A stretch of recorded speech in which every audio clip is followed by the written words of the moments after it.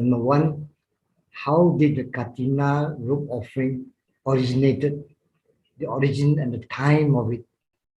And then the second one will be the technical facts about Katina. What does Katina mean or implications?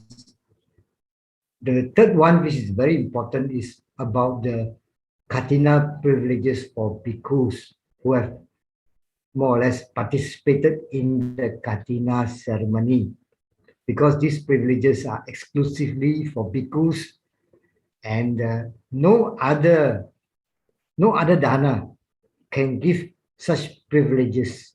Even if you offer the greatest temple in the world, the bhikkhus cannot get such privileges except for participation in the Katina ceremony.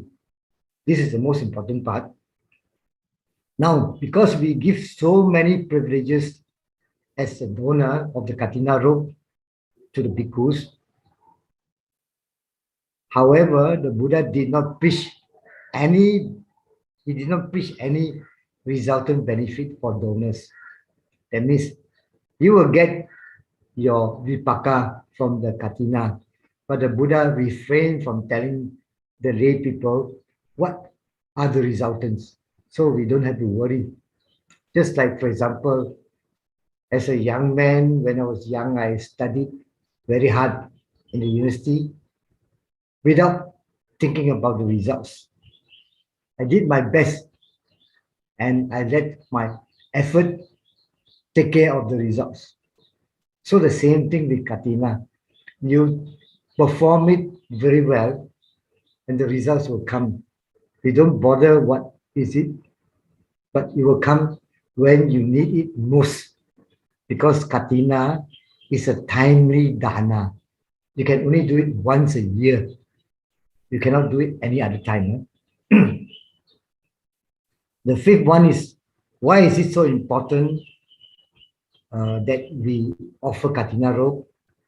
Is because when we offer the Sangha during the Katina once a year, it is a timely dana, just like planting a seed in a fertile soil. If the soil is not fertile, your fruit will be limited, not abundant. The Sangha is considered an incomparable field of merits to the world. That is what the Buddha has elevated the Sangha to that status. So that's why when you plant your seed in the Sangha through Katina, your merits will ripen when you need it and give you very good results.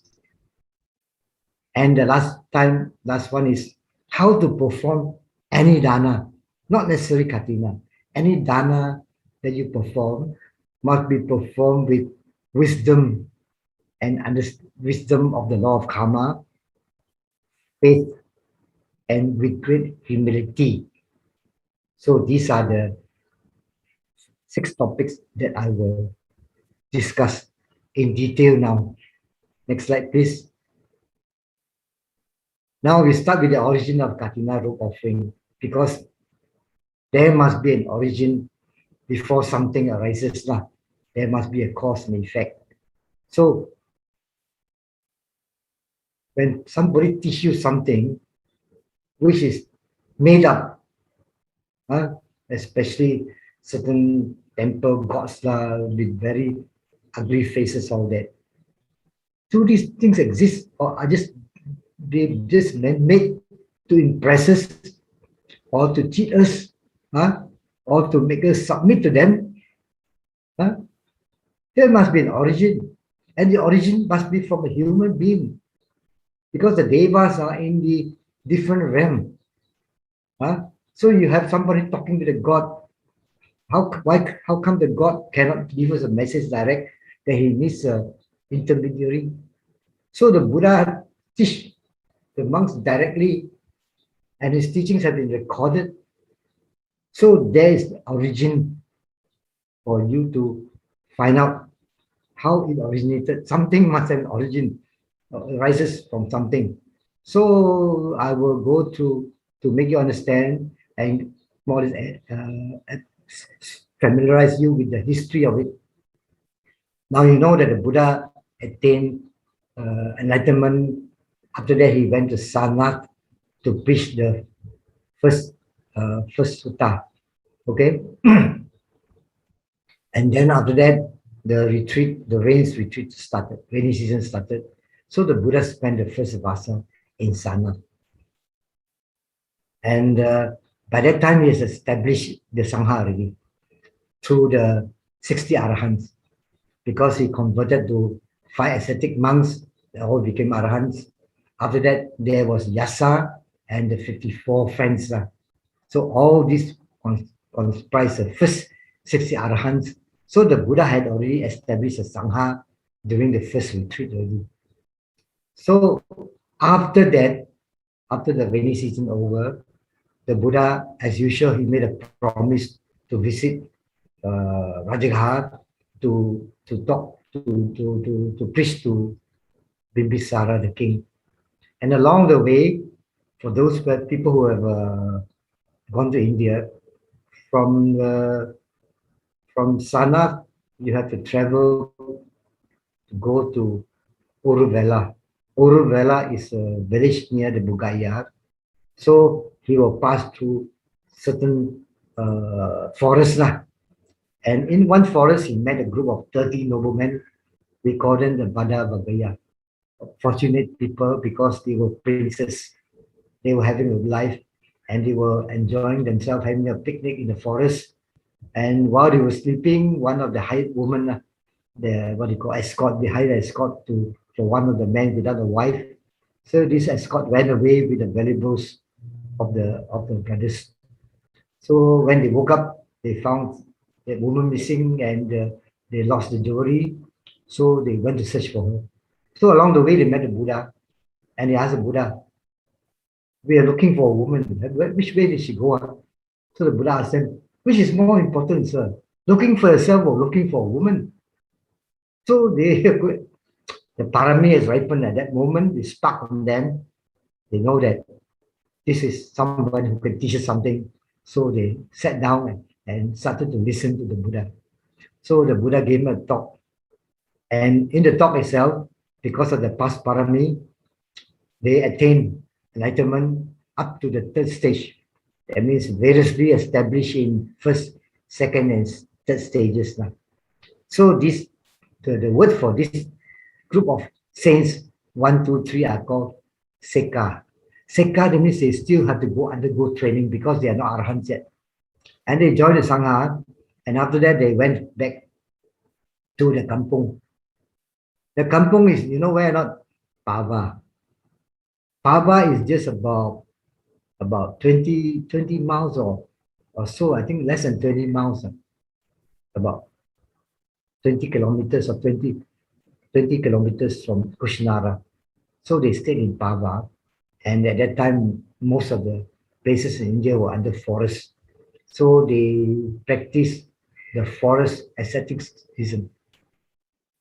They went to practice ascetics, like in Malaysia, Sador, Agachita is one who practices ascetic practice. So these are called ascetic monks. Next slide, please.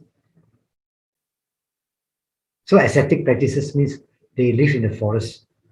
Okay, normally they live under the trees, and they must go for alms round. They don't go for dana. It means people invite them, they refuse to go for dana, and every morning they will go for alms round, and at night they will sleep in the forest and under the trees, and they wear robes made from rags taken from a dust heap. So they don't accept any offering. They make their own robes by collecting the cloth from the cemetery or from the dustbin, and they only wear 3 robes, only 3 robes all the time. That means they carry the 3 robes all the time. Whereas monks you see nowadays, they wear the sarong and the upper robe. They don't have an outer robe, which is double layer. So they keep the double layer robe in the room. Whereas these ascetic monks, everywhere they go, they carry 3 ropes. So they look very ragged and very thin, not enough food, all that. So in this way, they practice for over 36 years now. This figure of 36 years is the internal evidence from. So I will discuss this later. After so long, they want to go and see the master to pay homage. So many years I haven't seen the teacher. So they started the journey and they travel from near Kushinara to Savatthi with a long distance. And they had to pass one place called Ayodhya. Ayodhya is a place where the Hindus demolished the Babri Mosque, very famous about 5 years ago. They demolished a mosque because they think that the mosque was built on top of their Hindu shrine to Ram. So I have also passed that place, and this is about 72 miles from Savatthi. It's quite a distance away, 72 miles. So the Vasa has started, rainy season, so they had to stop.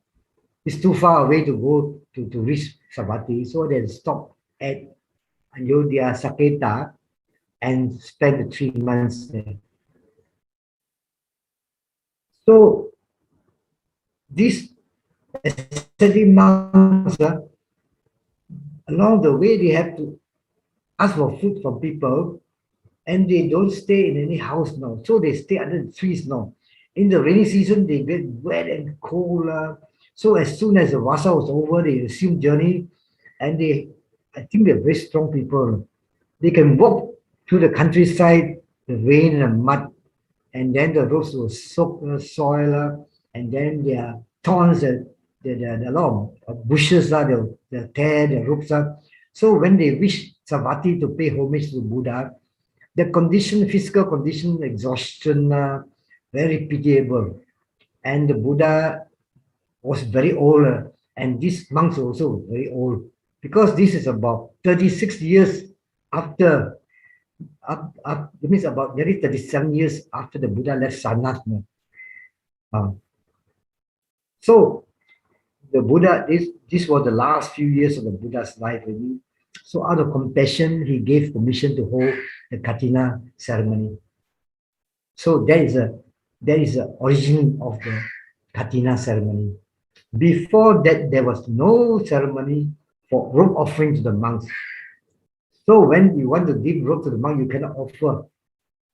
You just throw it to them as they walk past you, or throw it in a rubbish bin, or hang it by the tree so that they can see. There's no such thing as offering a robe.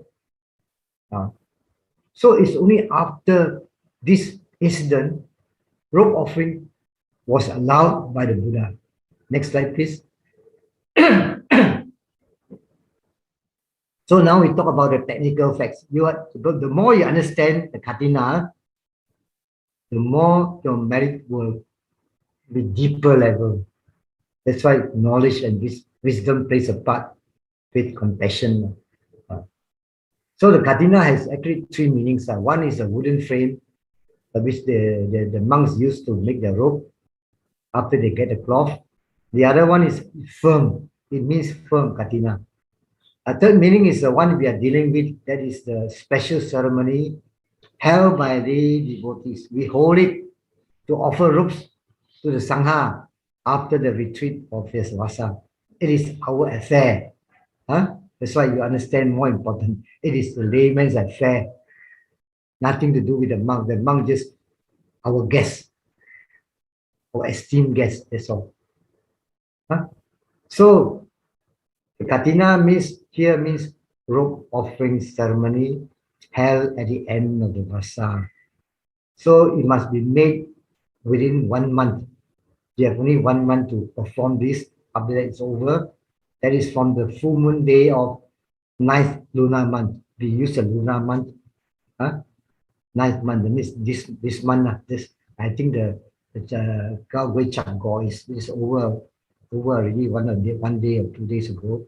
And for the next 30 days or 28 days, the temple where the monk has spent the Vasa can hold the Katina ceremony.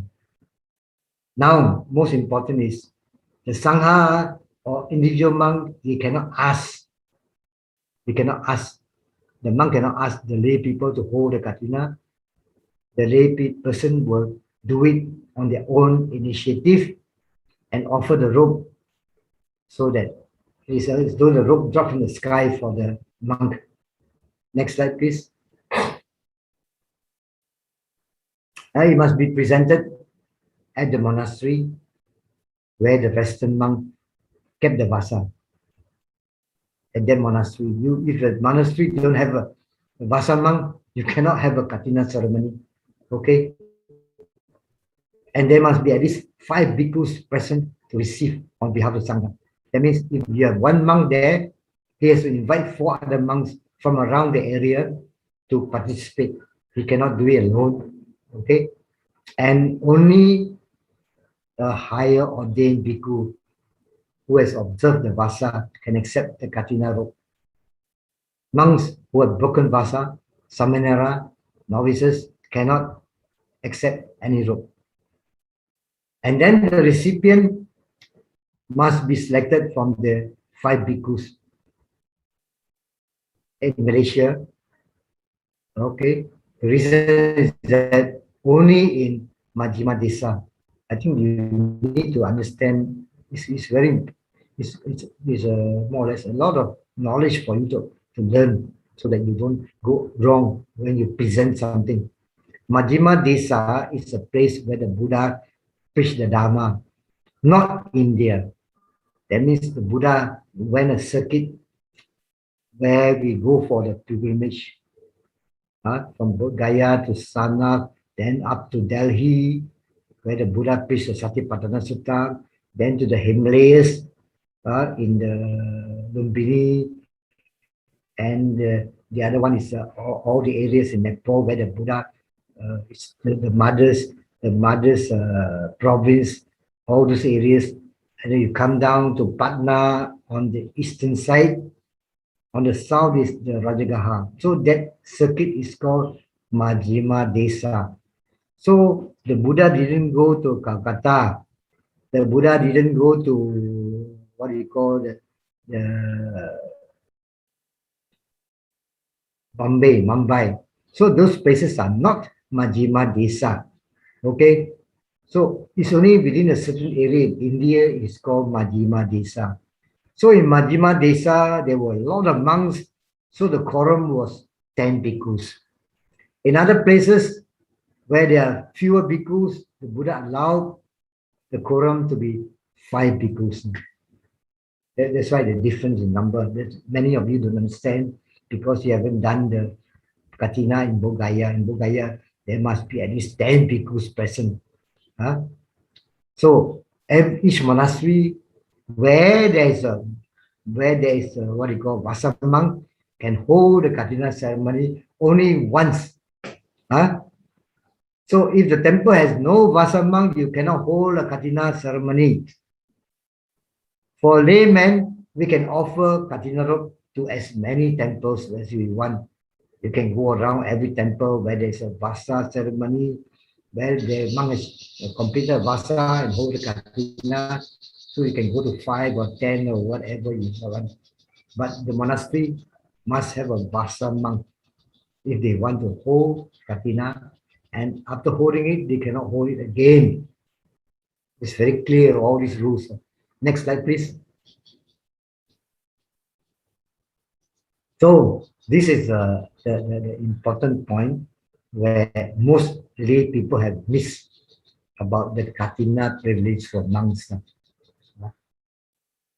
The Buddha, especially because of the Katina and because of those what you call Dhutanga monks, those ascetic monks, the Buddha actually added privileges for monks who have undertaken the Vasa. And because of that, they get 5 exemptions from 5 Vinaya rules for 5 months. Exemption from 5 Vinaya rules for 5 months. That means from after the Chap Goit, then Chap Goit, from then onwards, 5 5 months, these privileges they get. Number one, I think you have to understand this because this is an important part where there's a lot of controversy, so we clear them all out. This means a monk can go anywhere without asking for permission for 5 months. Normally, under the monk's rules, if the monk is invited to a meal or he goes to other houses before having that meal, he must ask permission. Because sometimes you go late for the meal, the layman will get very annoyed. Huh? How to answer? So you must tell another monk that you have gone somewhere else. And if you don't do that, it's an offense. But after the Katina and you participated in the Katina rope offering, you don't have to tell anybody when you go out. That means you're exempted from this rule. You know, that means you have the freedom. You have the freedom to go where you want. So this freedom is for them to attend to other things which are more important. The second one is concerning the rope that the monk must carry. So earlier we talked about the ascetic monks, the Pava monks. Everywhere they go, they have to carry the outer rope. Even hot sun also they carry around. So same thing today.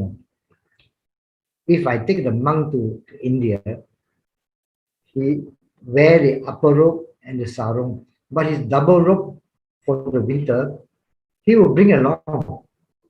And he don't check in one, no. He doesn't check in the rope because if the rope is lost, how is he going to find another rope? And it's an offense. So what he does is put it in his luggage, a small bag, and he will carry the bag into the plane. And in the bus, he also carry his own bag.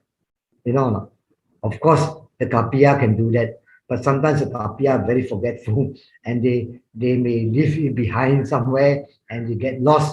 And once it's lost in the offense, the monk has to find another rope. So that's why even when we sleep at night, I have been a monk, I know that double rope, we normally sleep on it or we put it at our bed within arm's length.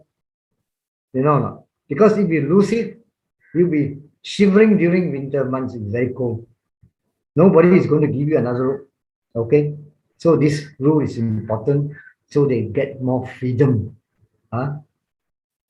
Next slide, please. The third one is the taking a meal. Now, normally the monk cannot take a meal in a group of more than 4 people. 4 or more. 4 or more, that means below 4 you can, if you're not invited. Unsuitable terms means, for example, we are going to give curry chicken to the monk. That's called, sir, I'm going to give curry chicken. The monk cannot ask for curry chicken, but we can tell the monk, so today we have a special ceremony, my birthday, there'll be good food. So that's called unsuitable terms. You must not tell the monk what you're going to give. So why did the Buddha make this rule? Now, this rule was made when Devadatta created a schism, expelled from the Sangha, and the people don't like him. They don't want to give them food.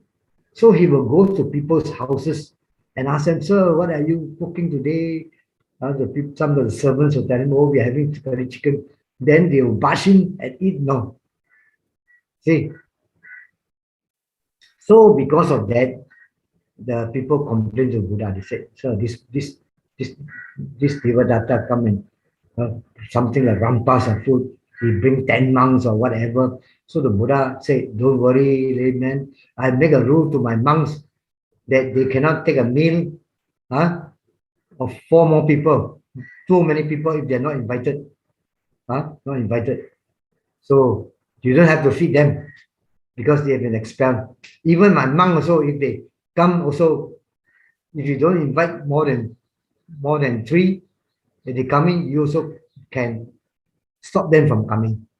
So this rule was made at the 37th year after Devadatta expelled. So that means the presence of this rule shows that the Katina festival took place after the 37th year of the Buddha's ministry.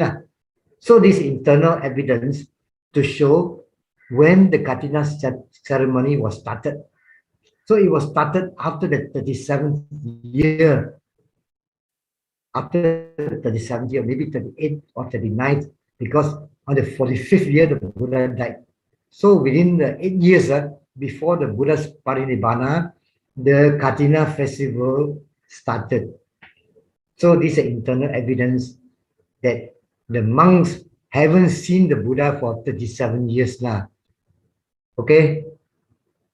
Then, fourth one, the monk can keep the robe without making aditana for own use or assigned to other monks. Normally, when the monk gets a robe, he has to sign it for himself because my robe is very old, torn already. So I discard the old robe and this new robe, I put my name there and say that this is my personal robe. That's all. So the monk can only own one set of 3 robes only. The one he's wearing is the one he owns for himself. That's called aditana. Or I have extra robe, I give it to other monks. I donate to other monks, to other monasteries. That's for normal time. But for Katina, whatever robe he gets is his. He can use for 5 months. So this is another privilege, you know. And lastly, when the devotees offer requisites to the Sangha during a Dana, so all the monks present can share them, whether it's a resident monk or a visiting monk, they have equal share. But for the Katina, the resident monk and the monks who attend the Katina share among themselves without sharing with other people. So this is a bit complicated. You will have to take time slowly to learn about it, especially if you want to be a Dhamma teacher in future. Okay, next slide, please. Katina benefits which the layman get for offering robe.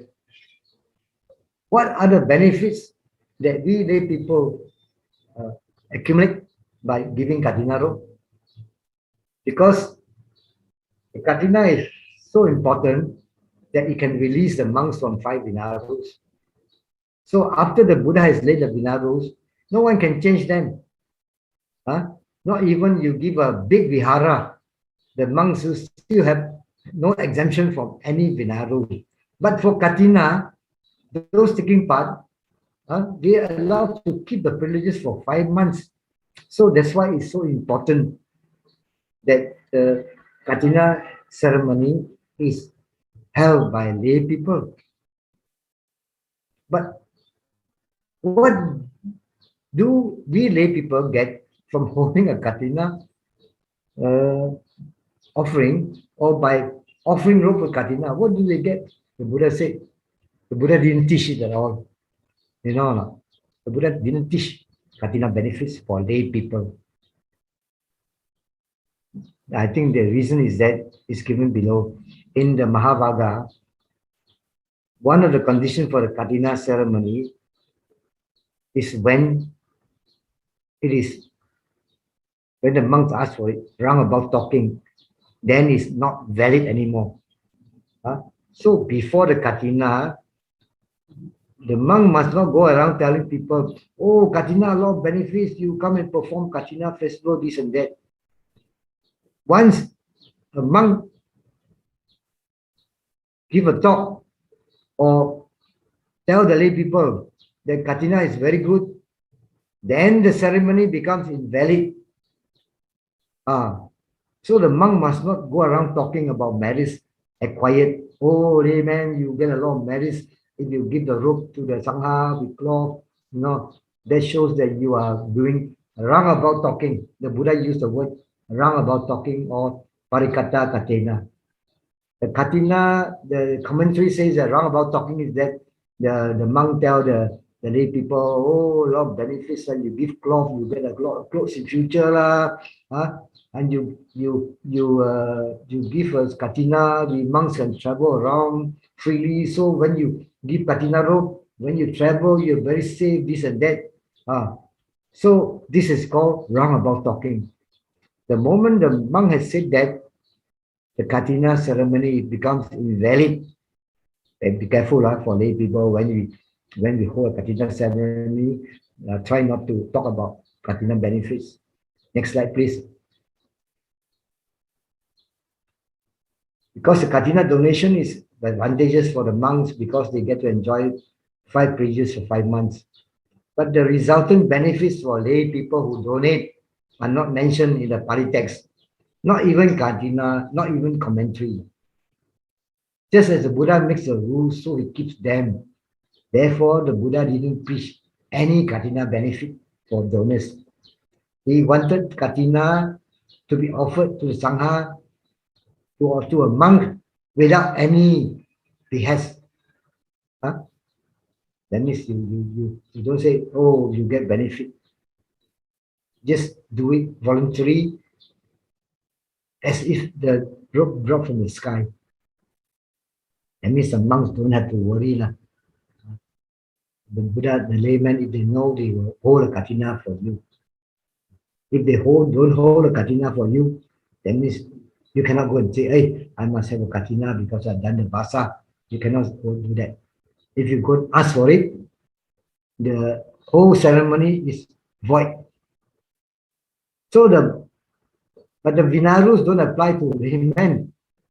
Although it doesn't apply to laymen, it's wise that the societies, if they want to hold Katina ceremony, don't go around asking people to give talk. Like today, Brachan, don't ask them to give talk saying, oh, how good is Katina, this and that. What are the Katina benefits? So you know, today also, Brother Chan never teach about Katina benefits. As a layman, I can talk about it, but the Buddha never preached it. So what talk I'm going to give? If I talk, is talk from my own ideas only. It's not the Buddha's teaching. Do you understand or not? So if anybody talks about Katina benefits, oh, you get this and that, it is not the Buddha's teaching. The Buddha never teach these things. And the Buddha asked the monks, don't go and teach these things. So if you do that, you're going against the Buddha's teachings. So it's better for the lay societies avoid giving talks or publicize about the merits of the Katina. Oh, you get this merit, you travel very freely, no accident, this and that. You won't get sick lah. Or you have a lot of clothes in future, beautiful clothing, this and that.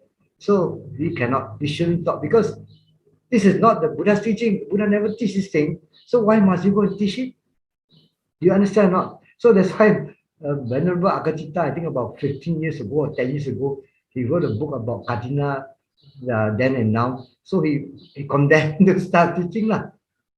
So people are very upset. Okay, he's doing the right thing. So when we lay people don't talk about Katina benefits, we show respect for the Vinaya. So the Vinaya is the lifeblood of Sangha. So because of the Vinaya, the Buddha Sasana will endure long. So we use the word Buddha Sasana Chiram Titatu. The Buddha Sasana endure long. May the Buddha Sasana endure long is, we use the Pali word Buddha Sasana Chiram Titatu. That's why it's important that especially the community members in the lay societies understand this point. Okay, next slide, please. A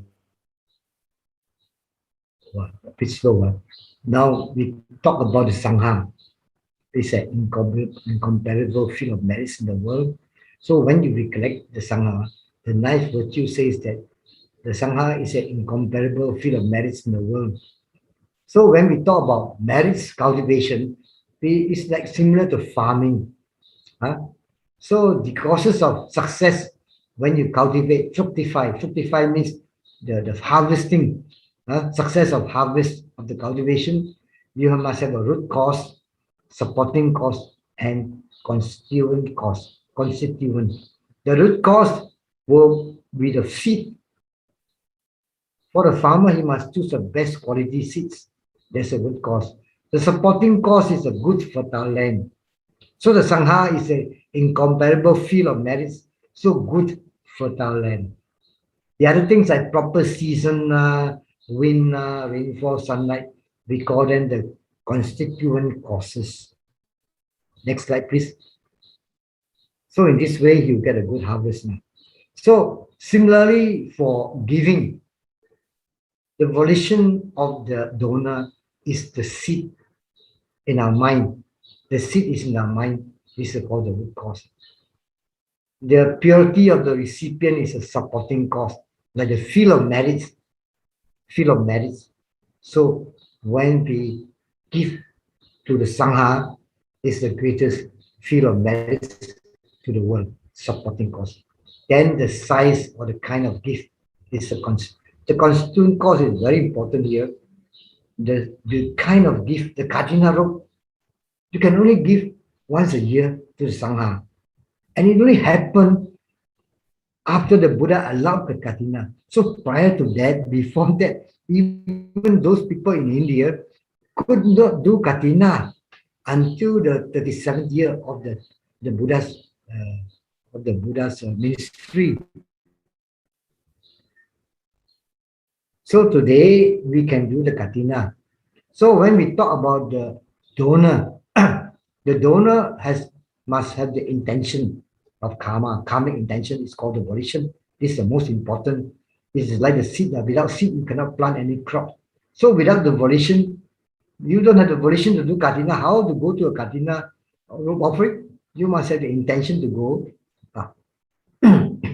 So the result will depend on the volition, on the mind, before, during, and after the act of giving. Next slide, please.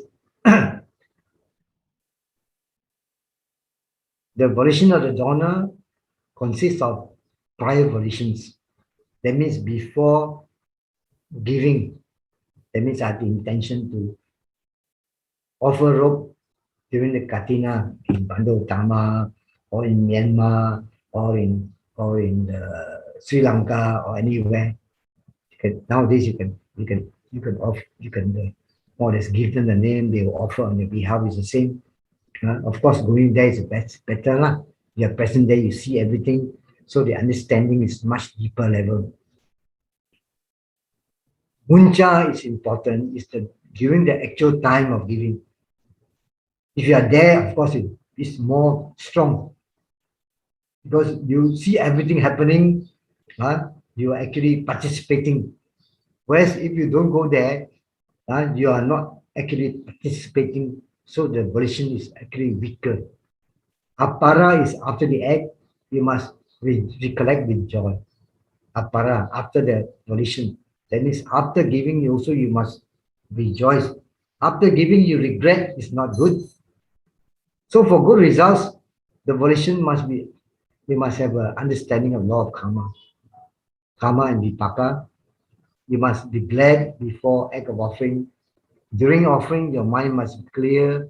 That means don't go and think of other things while you're offering. Some people give the rope, they're thinking about another thing, you're going somewhere, this and that. And after that, you must rejoice in the offering. Next slide, please. Regarding the purity of the recipient, this is a supporting cause. So it is like the fertility of the field, fertile field. So when you plant a seed in a fertile field, of course, you will get a very abundant harvest. So in the virtues of the Sangha, the Buddha says that it's an incomparable field of merits in the world. So when you're offering Katina rope, there's something very important. When you line up and give the rope, don't go and choose the monk. Of course, there will be a row of monks there. Don't go and choose. That means you're choosing a monk. You're not choosing the Sangha. All of them have equal status as they sit there. Let's say about 5 or 10 monks. where we going to give them the robe. All are equal status because each and every one of them represents a Sangha. So why must you go and choose? You spoil your offering. You are choosing a monk. That means you are not offering to a Sangha. So your mind must be very clear now. So today I'm offering a Sangha. So when they ask me to say the committee member will arrange for all of us to line up, and then the monks will be seated in the row. Then we go. Don't go and choose the one you like, and then the other monk you don't bother. Just follow the line. Whatever monk you're assigned to, you just kneel down and consider that monk as a member of the Sangha. I'm offering to the Sangha. So even if you say the word, I offer Sangha, if you think of a particular monk, let's say you think of a favorite monk or the chief monk, while you're offering to this one, there's no Sangha. You spoil your own Dana. It's tainted already. That's why a lot of you don't know. Oh, this monk is more pure. Then you are offering to a monk. Whereas the monk is seated in the Katina, he is a member of the Sangha. So anyone assigned to you, you just kneel down and in your mind say, I'm offering to the Sangha. I offer to Sangha. So Sanghasa Demi or Sanghasa Dema. I offer to Sangha. Don't think of your favorite chief monk, this and that. The chief monk then is not the Sangha. The chief monk is not Sangha. The Sangha is anyone in that during that ceremony itself. Okay? The size and kind of gift is a constituent. That means a material. The word sambara means materials, necessaries, or austin. That means the gift of the robe. Because without the robe, you cannot make any offering. So the acquisition of the robe is very important. You must obtain it righteously.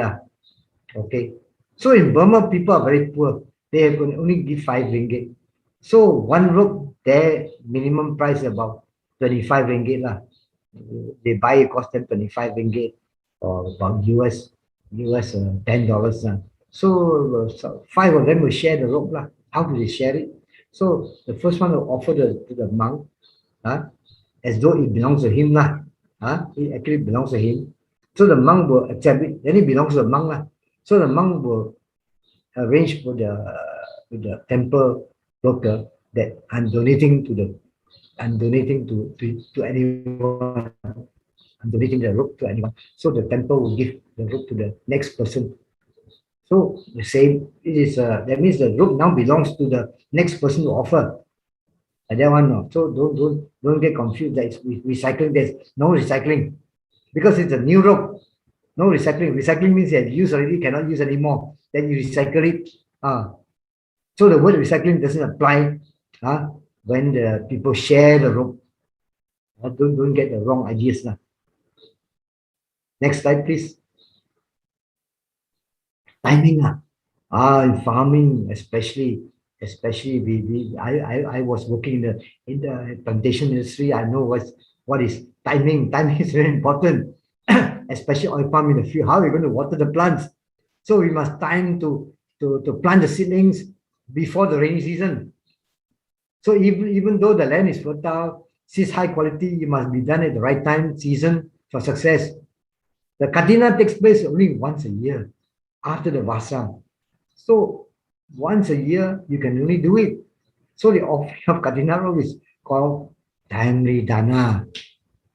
So likewise, we should also give alms to the needy at a suitable time. So this type of charity is called Kala Dāna. Kala means time. It's very important because Kala Dāna will bring the resultant benefits at the time when you need it. That's why it's called Kala Dāna. So visiting monk, when he visits, he's traveling. So before the monk travel, we will do Dāna. This is called timely Dāna because he needs the thing. So even not necessarily among the Sangha, even among the lay people, when people are sick, they need money. So when we donate money, it's called timely Dāna. Because if the fellow is dead already, how are you going to donate? When he needs the medicine, you must donate that time. A person is not sick, what for you donate him medicine? That's why it's very important because this shows your charitable heart. Oh, I don't have enough money. You wait when I get enough money. By the time that person is dead already, he needs the medicine now. Or when a person is hungry, he needs the food. Don't say, wait, give him the food immediately. So there are so many factors affecting the results of dana that the Buddha actually very compassionate.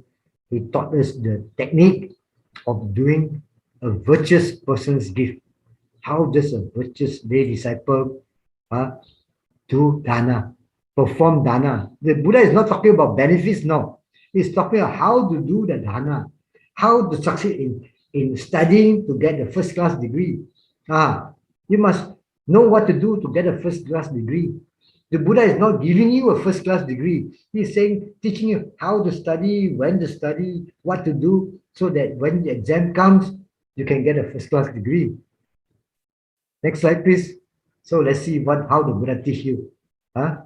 Virtuous person's gift, Sappurisa Dāna. So you can get them in the Anguttara Nikaya book of 5.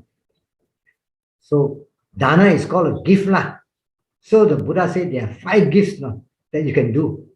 5 kinds of gifts. These are mental gifts now. How to train your mind so that the dana is done with that mental factor of faith. If you have no faith and you do it because other people do it, it becomes weaker. So you must give out of faith in the Buddha, Dhamma, Sangha, and for Katina, faith in the virtues of the Sangha, Sada, Dana. You must give respectfully. This fellow give, I am so great, I give 1,000, this fellow will give $10, show off. Sorry, respectfully is different. Sorry. Give out of respect means the person who receives a gift, you show respect for the person. So even the person is a poor man, you give him, you must not stand and look down on him, that you're the master, he's a servant. Even for a poor man, you must give with respect. Sir, I hope this money will help you in a medicine and you recover fast, become strong, make the family happy. So encouraging it. Give at the right time. When a person is hungry, don't give him a motor car. Give him food. That's what the Buddha said. Right timing. When a person is sick, give him medicine. When a person is cold, you put on the aircon. Give him warm clothing. So you must have the wisdom to see the situation when you give something. You give it a generous heart. Generous heart means, hey, this fellow is, I think, give him little bit enough. Don't. That means you are not generous enough. You look down on the person. This fellow is a poor man, I give him $10. This fellow is a rich man, so his gift I must give $1,000. That's what most people do. If you are dato, your gift will be bigger. If you are poor man, your gift is smaller. Because you are poor man, they look down on you. Yeah, this fellow is a poor fellow. What for? I give him so much money to spend. I give him $100 enough. Whereas for a rich man, you give him $1,000 present. Then it's a you look up on the high and look down on the low. There's no generosity, and there's no denigrate. You look down on people. Denigration. So what are the resultants of these mental factors of faith? So whenever you give, you always get the results of become rich and affluent. Affluent means you get many things. In addition, for those people who give with faith, they get a handsome appearance, very good looking, good complexion. Do you believe or not? If you don't believe, next time when it's Katina ceremony in your center, you volunteer to stand behind the monk so that when the layman offer the robe to the monk and the monk will give to you to pass it back, you look at the person who offers, the face of the person. His face is very serene because of faith in the Sangha. And because of that, he will have good complexion in the next life. He will look better. Even this life, the appearance will change. At that moment when he offers, you look at the face, it's very serene and good looking. That means not fierce lah. He's very calm. His face becomes more gentle, comely appearance. And that even for that moment, you don't believe you do that. You stand behind the monk to receive the robe, and you look at the person who offer. You look at the face when you offer. No xiang. There's no anger there. There's no stress there. All that. Next one, when you give respectfully, that means you show respect, don't show off, kneel down, your face is calm. When the person gives respect, so even when you give, you will become rich and affluent. But because of respect, your vipaka in future life, your children, spouse, servants, all those people working under you, obedient. There are people, even the big boss, the staff also don't show respect to them. The servant also don't listen to them. The children do what they want, and the wife also don't bother. They have no respect for the man in charge. It's very common. So because of the gift of respect, you will get respect in return. Next one. This is the last one here. Now, timing. So when you give at the right time,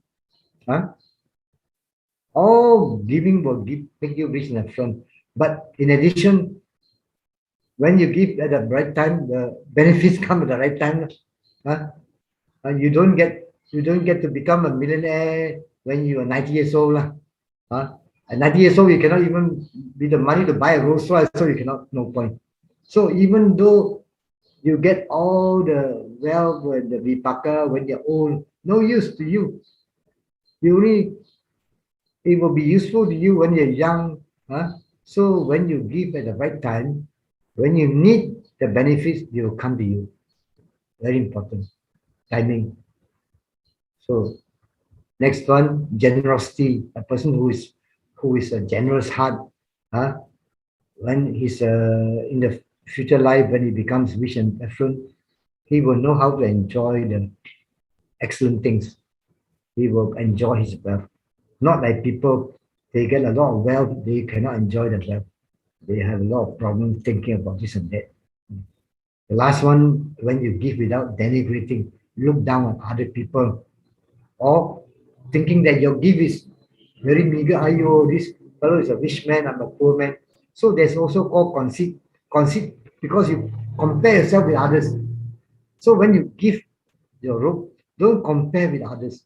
The moment you compare, you either put yourself above people or below other people or equal. That's called comparison. That's called conceit. Then because of that, your gift will be destroyed. You will lose your gift because of comparison. How do you lose your money? Through fire or flood or pandemics or the government confiscation or from robbery or from the heirs who waste all your things. So these are the 5 resultants of proper giving. I think that's already. So I managed to talk for about 1 hour. So there's another half an hour or 15 minutes more for questions. Yes, brother. Thank you for the sharing. Brothers and sisters from Facebook or Zoom or YouTube or wherever you are, please feel free to write your questions to Brother Chan. Okay, we have one already. Perfect. Brother Chan, allow me to read this question to you. It is, I like to understand the significance of being a main sponsor for Katina. When did this practice start, and why not just have sponsors where everybody is equal? Many devotees clamoring to be main sponsors. It started long ago, because in India people are very poor. You know not? Long ago, they don't even have enough to eat. So someone has to bear the what you call expenses. So let's go back to the Buddha's time. You have a kampung there. Everybody is a farmer working, not enough to eat. They got enough money to spend to invite the monks and give them presents or give the robe and entertain the guests. The guest means the lay people also, because after the Katina, they will give food to the beggars who will come also. No, because the Katina is a festival where after the Katina they give food to the monks. Then the laymen to celebrate together, the laymen will come, and most of them are poor, so they also have to eat some food to eat, and then there will be beggars who come, so they have to feed the beggars. So very few rich men around lah. Today, plenty of rich people. So main sponsor is tradition lah, because you need somebody to initiate the thing lah, you know lah. So anyone can be a main sponsor lah. So normally for society, they will arrange the Katina ceremony, and then after they have agreed, they will ask the monk for the date now.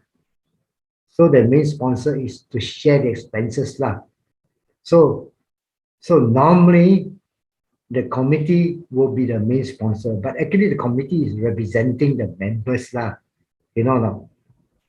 So if members understand this, the members will not get jealous of the committee lah. Right or not? But I think most societies should actually say once a while, ask the lay people whether they wish to participate jointly by donating to the event lah. You know, instead of taking the money from the society's funds, they can have a Katina, what you call Katina sponsorship fund, where the members will donate money if they wish, or if they don't wish to donate money, also can. So this sponsorship is nothing to do with the monk or layman. No, nothing to do with the monk, nothing to do with the Buddha. It's your problem, and it's not my problem also. I see. So I am quite neutral about it lah. You know, of course, some members say, why every year the committee will offer the main robe and we don't offer the main robe? So I think in future, which I think Sarankara used to do that, what you call Santul, he will ask everybody to touch the main robe lah, which is actually difficult also lah. So I don't want to suggest anything, but the solution is for you people, if you want to more or less, those people who want to participate in the donation for sponsorship may do so, and then give them a chance to be part of the offering by holding each other when they do the offering. I think that is a committee's problem, not my problem. Yeah. How to answer that? Thank you, Brother Chan. We have one more question also from Facebook. Oh yeah, just for the benefit of everybody who is here. If you feel like it's easier to turn on your mic and camera and ask Brother Chan the question, feel free to do so. In case maybe like you don't feel like typing, it is perfectly fine also. There is a question from Facebook. Is Brother Chan, the monks change robe only once a year, is it? Also, do they sew it themselves? Okay, the question, I didn't get it. Can monks only change robe once a year? Also, they sew it themselves, question mark. I saw a Facebook post of a chief monk sewing his robe, but white color. Please share more. Oh, I think this particular monk, he is sewing his robe white cloth. After that, he has to dye. He has to more or less soak the robe where he's done already, dye it in the brown color bark. There's traditional way lah, because in those days they don't have artificial coloring lah. So normally they boil the bark of the tree, which contains a brown color tannin. Tannin is brown color. Where we tannin, we use tannin to more or less cure leather. Tannin. So the brown color is a one from the bark. So this particular monk probably he wants to do it the old way. So he has to boil the dye, and then after the white cloth is soaked inside, then it will turn brown. And after that, he will assign it to himself before he used the new rope. He said, this is my rope, this is my new rope. So the old rope, you use it for rack, either make a curtain or a foot cloth for cleaning, all those things. Traditional way. I see. The second part of the question is, can the monks only change robe once a year? No. He can have if he has during the Katina, he can change as many robes as he wants, because these robes belong to him. Yep. So only during Katina, where the robe is offered, is actually a robe. During non-Katina period, the robe you offer him is the accessory cloth. It is not considered a robe technically. You know or not? Because most of the time when monk come, we give him a robe. That is accessory.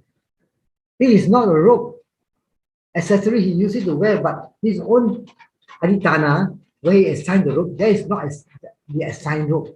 The monk can only have one set of assigned robe, and only he can get the assigned robe from the monastery or from another monk.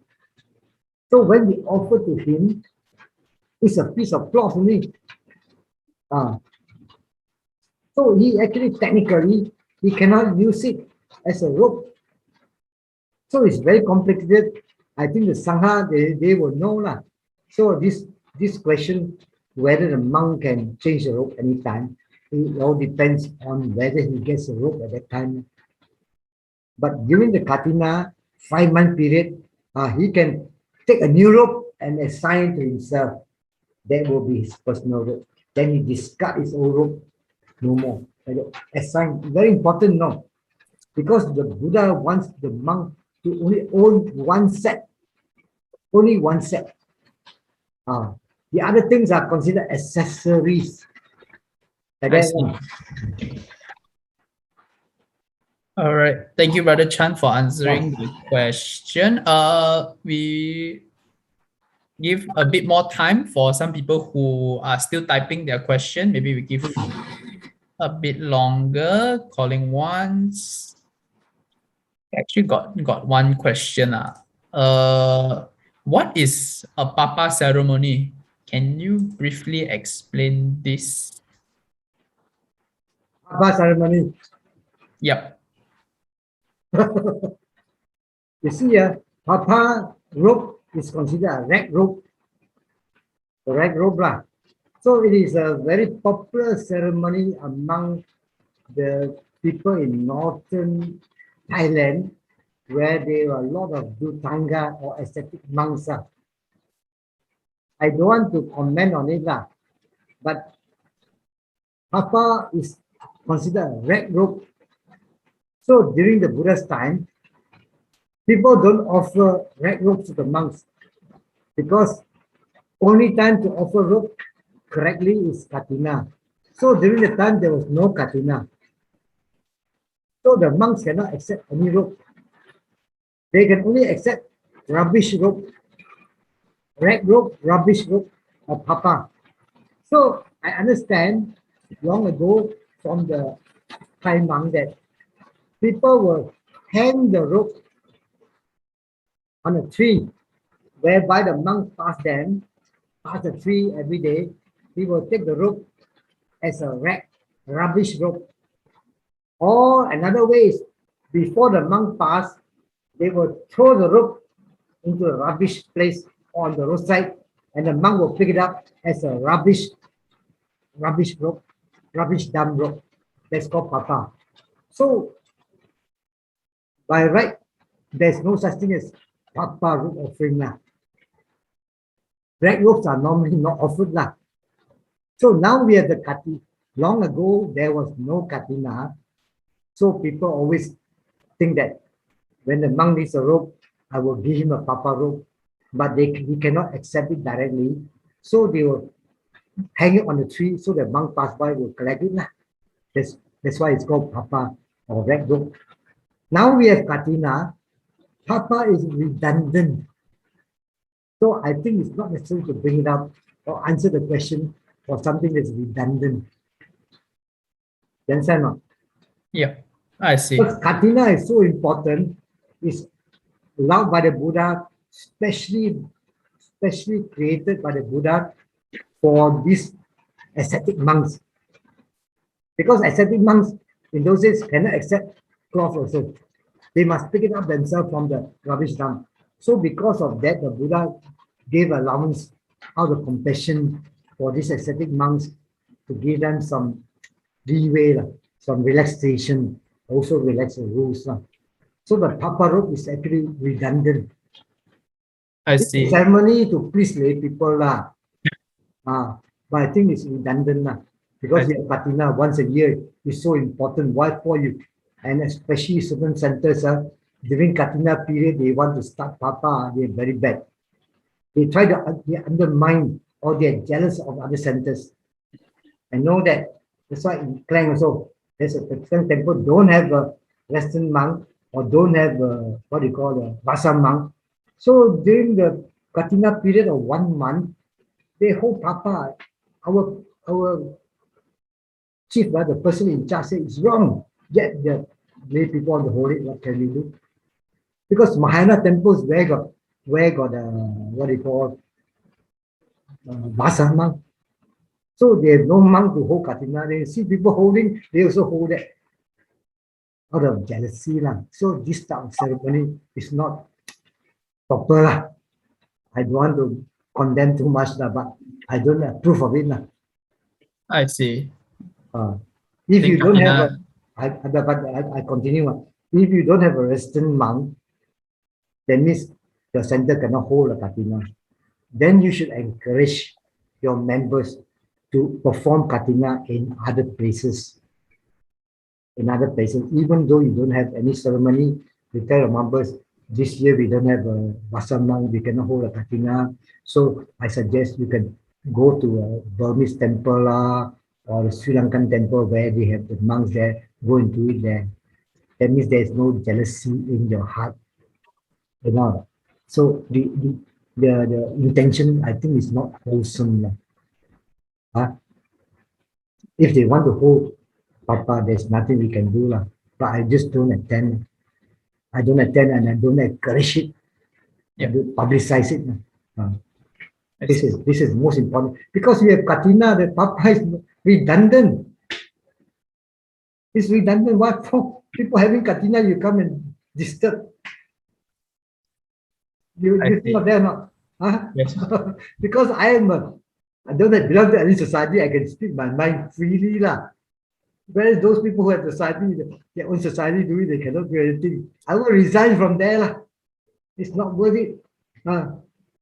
Okay. Yep. Clear. Especially Thank you. so really, why bother about these things? Okay, I think we have time for one final question. And this question is, okay, I got this last question, which is, Buddhism is always talking about practicality and simplicity. So why is there so many regulations and rituals surrounding the Katina? The Katina is a monk's affair, where the Katina is a monk's where you offer rope to the monk. And this particular, what you call a ceremony, was specially created by the Buddha. So this is a great tradition that we Buddhists should be proud of.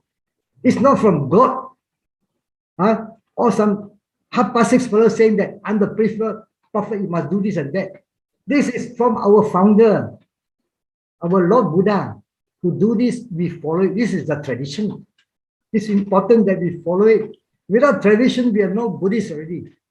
Because this is done by a human being, not by a god or deva or some half-past fellows.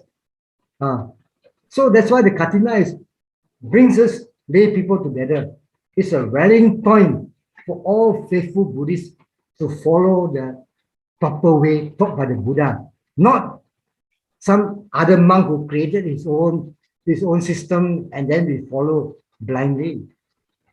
Because there are books, the tradition is passed from 2,500 years orally and then written in books.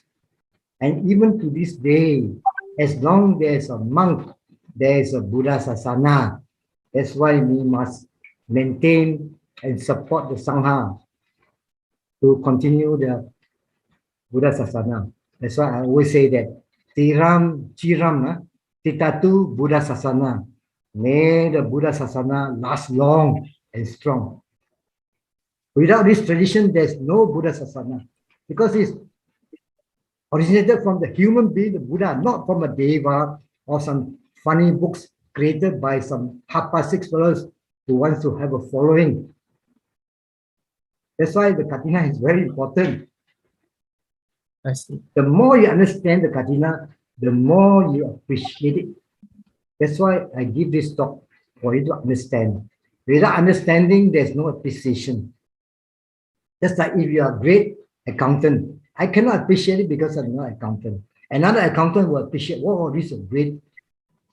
That's why people know I'm a very good chemist. All the chemists know. Those who are not chemists don't know. So the understanding of the Dhamma, we have to follow the Vinaya rules, the Sutta. The Abhidhamma was not taught by Sariputta. That's why Abhidhamma is now under basically questionable things, because Sariputta died before the Buddha, so he has no chance to recite the Dhamma, the Abhidhamma during the first council. So after nearly about 100 over years during the time of Asoka, the third council, his disciples start to recite, and also in bits and pieces. That's why the Abhidhamma is still not considered so important to lay devotees, for laymen. The Sutta and the Vinaya are important. Because Abhidhamma, still people questioning, and and sometimes it's so complicated that we don't understand it. And that was the reason why the Buddha didn't teach it to monks also, only to Sariputta. So just imagine, so concentrate on the Sutta and the Vinaya, then you will be quite on firm ground. Abhidhamma, you are going on very, very flat area already.